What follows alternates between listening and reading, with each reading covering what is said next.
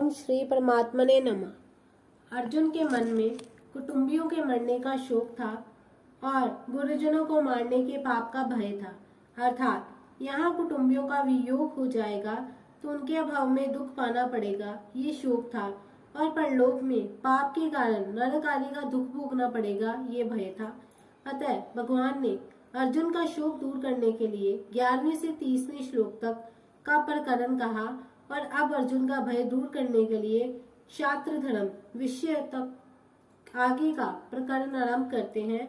सब धर्म अपि चावेक्ष्य न विकम्पि तुम हर्षि धर्म यदा धम्यादि युदा च्यस्यो न त्यक्ष क्षत्रिय न विद्यते। पहले दो श्लोकों में युद्ध से होने वाले लाभ का वर्णन करते हैं। ये स्वयं परमात्मा का अंश है। जब ये शरीर के साथ तादात्म्य कर लेता है तब ये सब को अर्थात अपने आप को जो कुछ मानता है उसका कर्तव्य सब धर्म कहलाता है।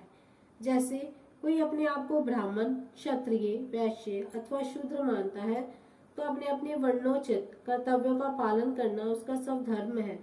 कोई अपने को शिक्षक या नौकर मानता है तो शिक्षक या नौकर के कर्तव्यों का पालन करना उसका सब धर्म है।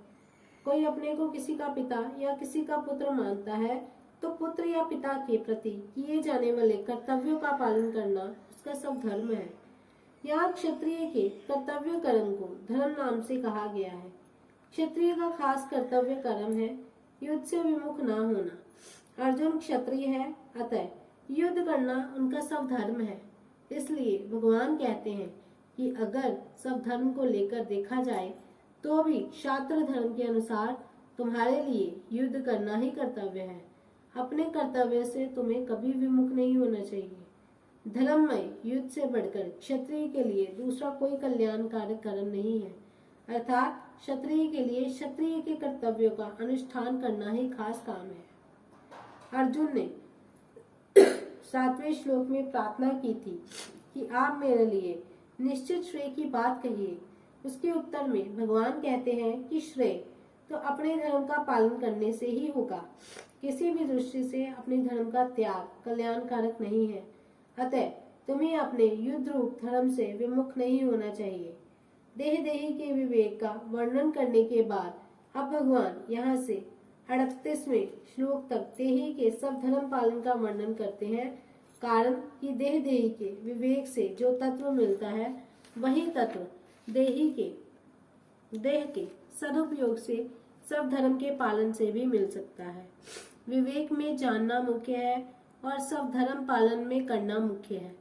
यद्यपि मनुष्य के लिए विवेक मुख्य है जो व्यवहार और परमार्थ में लोक और परलोक में सब जगह काम आता है, परंतु जो मनुष्य देही के विवेक को ना समझ सके उसके लिए भगवान सब धर्म पालन की बात कहते हैं, जिससे वह कोरावाचक ज्ञानी न बनकर वास्तविक तत्व का अनुभव कर सके। तात्पर्य है कि जो मनुष्य परमात्म तत्व को जानना चाहता है पर तीक्ष्ण बुद्धि और तेजी का वैराग्य न होने के कारण ज्ञान योग से नहीं जान सका, तो वह कर्म योग से परमात्म तत्व को जान सकता है, क्योंकि ज्ञान योग से जो अनुभव होता है वही कर्म योग से भी हो सकता है। अर्जुन क्षत्रिय थे, इसलिए भगवान ने इस प्रकरण में क्षात्र धर्म की बात कही है।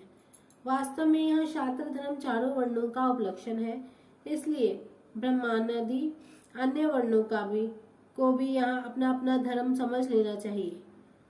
सब धर्म को ही स्वभावज कर्म, सहज कर्म, सब कर्म आदि नामों से कहा गया है।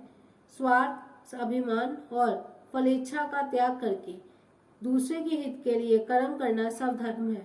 सब धर्म का पालन ही कर्म योग है। जय श्री कृष्ण।